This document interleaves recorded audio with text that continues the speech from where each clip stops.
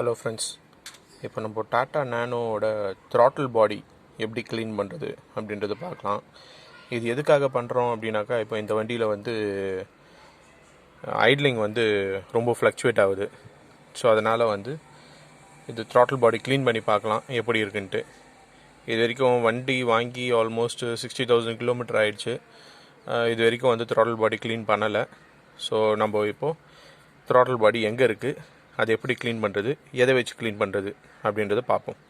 வாங்க வீடியோக்குள்ளே போவோம்.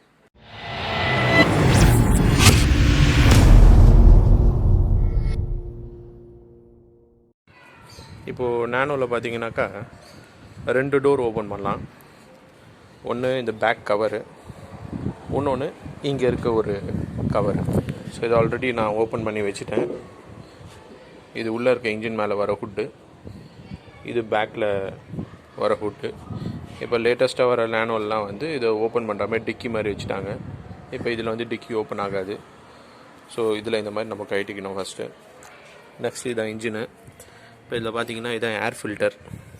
ஏர் ஃபில்டர்லேருந்து இந்த ஹோஸ் வழியாக ஏர் வந்து உள்ளே போகுது இந்த இடத்துக்கு. ஸோ இந்த இடத்துல தான் வந்து த்ராட்டில் பாடி இருக்கும். இப்போ இந்த த்ராட்டில் பாடி இருக்கிற இடத்துல தான் வந்து இந்த இது வரும். நம்ம ஆக்சிலேட்டர் வந்து இன்க்ரீஸ் பண்ணும்போது இன்க்ரீஸ் ஆகிற கேபிள்லாம் இங்கே தான் வரும். அது எங்கே இருக்குனாக்கா, இது சின்ன வண்டின்றதுனால ரொம்ப கன்ஜஸ்டடாக கொடுத்துருக்காங்க. இந்த இங்கே இருக்குது, இந்த இடத்துல இருக்குது, இங்கே இருக்குது. இதுதான் த்ராட்டில் பாடி, அந்த ஃப்ளாப் வர்றது.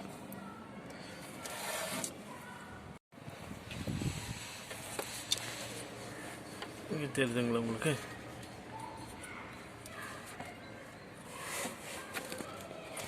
இது வருது பாருங்க,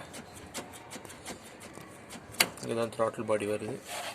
ஸோ இந்த இதை கழட்டி, ஹோஸை கழட்டி நம்ம க்ளீன் பண்ணலாம். வாங்க. இந்த ஹோஸை நம்ம ரிமூவ் பண்ணியாச்சு. இங்கே பார்த்தீங்கன்னாக்கா இந்த ஹோஸ் இங்கே தான் இருந்தது. இங்கேருந்து இங்கே உள்ளே போகிற மாதிரி இருந்தது, அது ரிமூவ் பண்ணியாச்சு. இதில் வந்து எக்ஸ்ட்ரா இன்னொரு ஹோஸ் வரும். இந்த ஹோஸ் வந்து சிலிண்டர் ஹெட் டாப்பில் இருக்க ஆயில் மிஸ்டெல்லாம் வந்து திருப்பி இன்ஜினுக்கு சக் பண்ணுறதுக்காக ஒரு ஹோஸு, அதையும் ரிமூவ் பண்ணியாச்சு. அது கனெக்ஷன் இங்கே வரும், அது வந்து ஒரு கிளிப் டைப்பு, அதையும் ரிமூவ் பண்ணியாச்சு. இப்போ நம்ம த்ராட்டில் பாடி எப்படி இருக்குது அப்படின்றது பார்க்கலாம். இதுதான் த்ராட்டில் பாடி.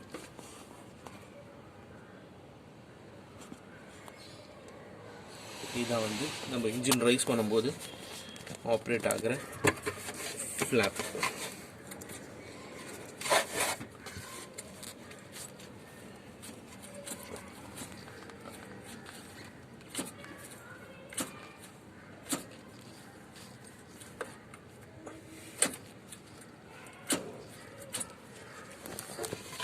அதை தான் நம்ம இப்போ க்ளீன் பண்ணணும்.